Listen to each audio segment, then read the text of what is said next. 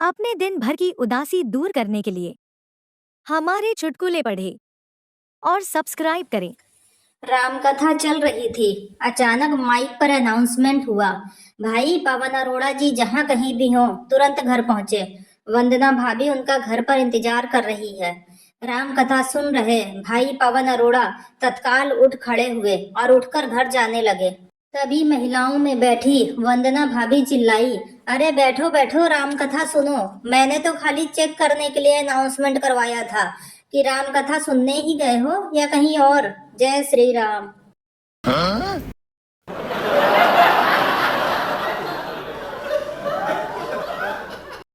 एक गांव में सरपंच लड़कियां पटाने में फेमस था।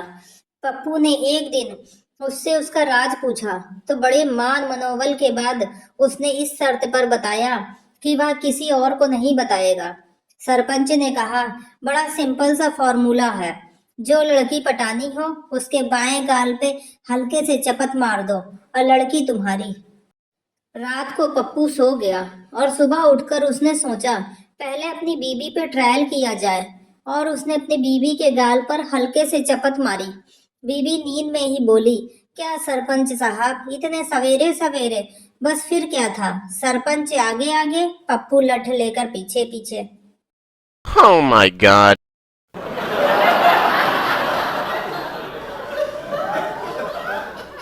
बुढ़े आदमियों का ग्रुप तीर्थ यात्रा पर चला।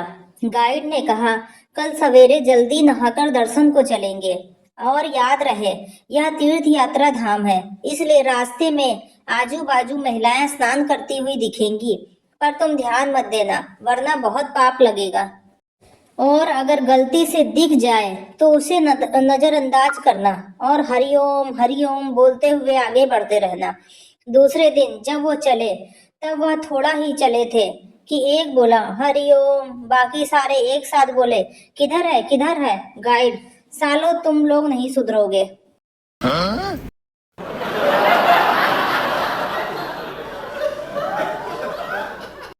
एमबीबीएस के विद्यार्थी ऑपरेशन सीखने के लिए टेबल के पास जमा थे और टेबल पे एक मरा हुआ कुत्ता पड़ा था। उनके प्रोफेसर ने कुत्ते की नाक में अपनी उंगली डाली और बाहर निकालकर चाटने लगा। इसके बाद सभी स्टूडेंट ने वैसा ही करने को कहा। सभी ने एक के बाद एक कुत्ते की नाक में उंगली डाली और बाहर निकालकर बहुत झिझकते हुए चाटा। अंत में प्रोफेसर उनकी तरफ देखकर बोला, सर्वाधिक महत्वपूर्ण बात होती है ध्यान। मैंने कुत्ते की नाक में अपनी तीसरी उंगली डाली और चाटते समय दूसरी उंगली को चाटा। मैं उम्मीद करता हूँ कि अगली बार तुम लोग अपना पूरा ध्यान लगाओगे। स्टूडेंट ने प्रोफेसर को उठा उठा के पटका और पटक पटक के मारा। Oh my god.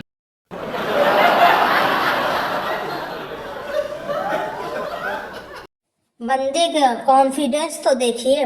मनपसंद मरम्मत का काम होने की खुशी में एक सज्जन ने मिस्त्री को 1,000 रुपए की बख्शीश देते हुए कहा, जा तू भी क्या याद करेगा, आज शाम को भाभी जी को सिनेमा ले जा और उसके बाद किसी रेस्तरां में खाना खा। शाम को दरवाजे की घंटी बजी। दरवाजा खोला तो मिस्त्री साफ सुथरे कपड़े पहने खड़ा था। सज्जन ने उसे सिर से पैर तक देखा और पूछा, कहो मैकेनिक। मिस्त्री, जी भाभी जी को लेने आया हूँ। Oh my god.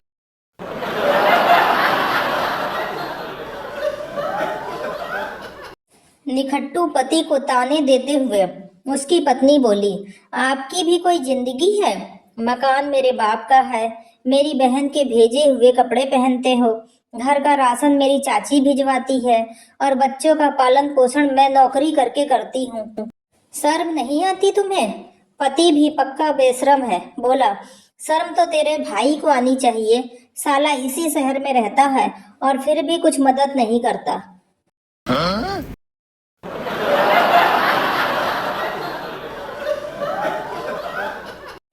80 साल के बुजुर्ग को जज ने डांटते हुए कहा, शर्म नहीं आती, इस उम्र में लड़की छेड़ते हो, कोई 20 साल के जवान तो हो नहीं जो माफ कर दिया जाए तुम्हें। बुजुर्ग खांसते हुए बड़ी कातर दृष्टि से जज को देखा और बोला कि हुजूर, जब लड़की छेड़ी थी तब 18 साल का ही था मैं, वो तो तारीख पे तारीख लगते लगते उम्र इतनी हो गई। Oh my god.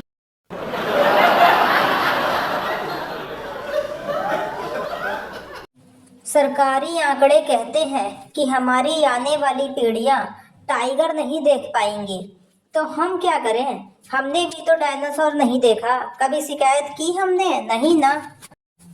तो मुद्दे की बात यह है कि हमारे देश में 1000 लड़कों पर सिर्फ 940 लड़कियां बची हैं। इसलिए सेव गर्ल्स, टाइगर बाद में बचा लेंगे। बाइक पे पीछे पत्नी बैठानी है, टाइगर नहीं। जनहित में जारी। Oh my god.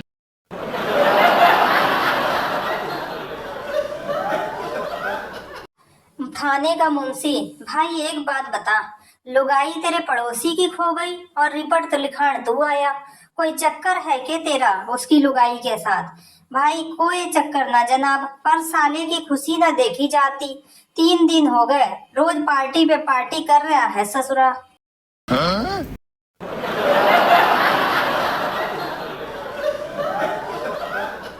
Tulsidas ji बहुत ज्ञानी थे। वे आधार कार्ड के बारे में पहले ही बता गए थे। कलयुग केवल नाम आधारा, सुमर सुमर नहीं उतर ही पारा। अर्थात कलयुग में आधार कार्ड से ही आपकी पहचान होगी और समुद्र के पार जाने के लिए पासपोर्ट तभी बनेगा जब आपके पास आधार कार्ड होगा। Oh my god.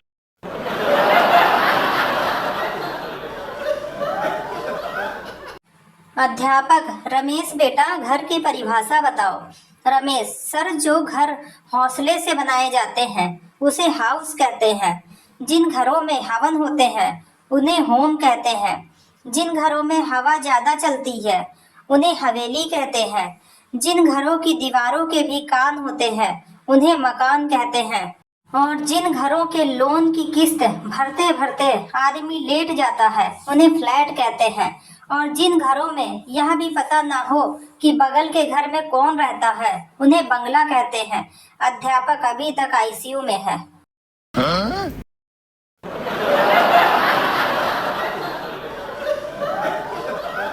बड़ा वो नहीं होता जिसका ज्यादा बड़ा पद हो, या जो ज्यादा धनवान हो, या जिसके पास ज्यादा प्रॉपर्टी हो, या जिसके पास ज्यादा कार हो, या जो सारी यात्रा प्लेन से करता हो।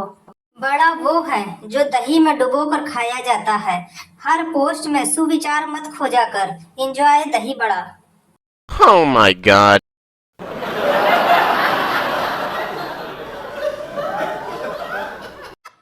पप्पू ने एक लड़की को प्रपोज किया तो लड़की ने पप्पू को खूब पीटा।